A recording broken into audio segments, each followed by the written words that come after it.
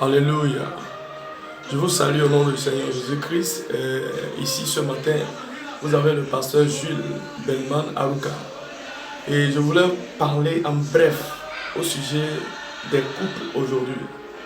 Aujourd'hui, je peux dire qu'il n'y a plus de mariage.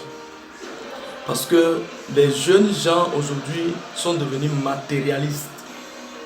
Et beaucoup d'entre nous, on court seulement vers là où on peut trouver quelque chose.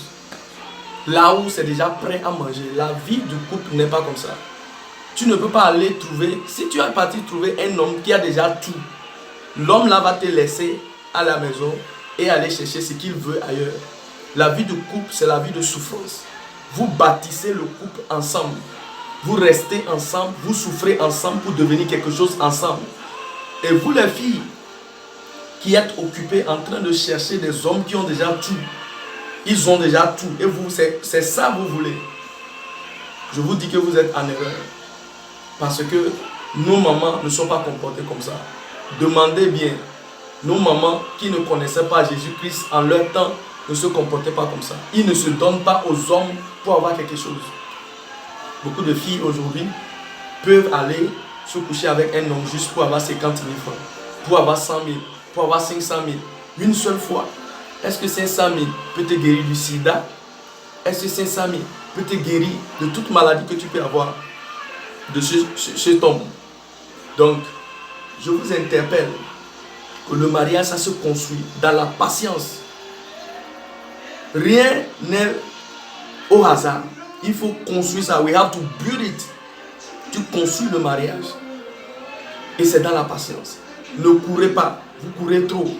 Et aussi, beaucoup d'entre les filles, vous manquez de respect aux hommes.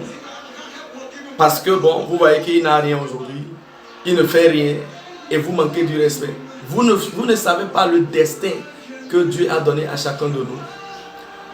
C'est comme une femme enceinte. L'enfant qui est dans le ventre peut devenir un président demain. Personne ne sait.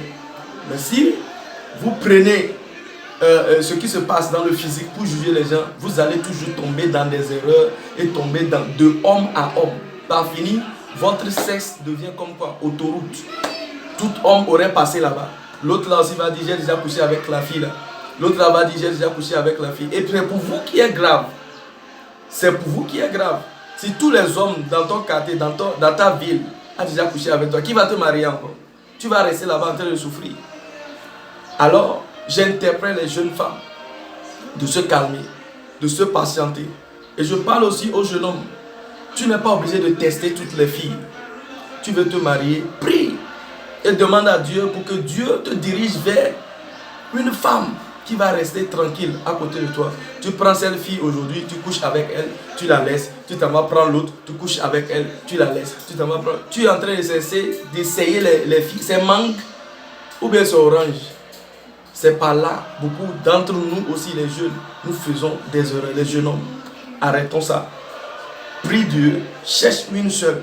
Si elle est mauvaise, il faut savoir que c'est toi qui dois l'éduquer. Parce que Dieu a donné la loi à l'homme qui est Adam de garder le jardin avant de faire la femme. Donc c'est l'homme qui doit dire à la femme ce que Dieu a dit. Contrôler la femme, maîtriser la femme. Mais si tu ne connais pas Dieu, tu ne connais pas la parole de Dieu, tu vas toujours essayer les filles. Il n'y a pas une fille qui est bonne. Toutes les femmes sont les mêmes choses. Elles aiment les mêmes choses. Elles aiment tout. Tout ce qu'on peut faire à une femme, les femmes sont pareilles. Donc, en conclusion, je vais vous dire qu'il y a deux lois dans le mariage. Un, Dieu a dit que l'homme soit la tête. L'homme est la tête d'un foyer. L'homme est le chef. C'est l'homme qui dirige. C'est l'homme qui contrôle. C'est l'homme qui est responsable. Si tu ne respectes pas l'homme que tu veux marier, tu ne peux pas respecter Dieu. Et quand tu respectes l'homme que tu veux marier, il faut savoir que tu es en train de respecter Dieu. Et Dieu va te bénir. Et il a dit aux femmes, soyez soumises à vos maris en toutes choses. Tu veux marier un homme, tu ne vas pas attendre d'arriver dans sa maison, dans son foyer avant d'être soumise. Tu dois être soumise maintenant. C'est la soumission que l'homme là va voir et il va venir vers toi. Il va rester avec toi. Alors si tu n'es pas soumise, aucun homme ne peut t'amener dans sa maison. Alors vous, les jeunes filles, apprenez la soumission. Tu n'es pas soumise, tu vas rester chez tes parents jusqu'à la fin de ta vie. Donc, Voici ce que j'ai pour vous comme un mot ce matin. Que Dieu vous bénisse. Shalom, shalom, shalom.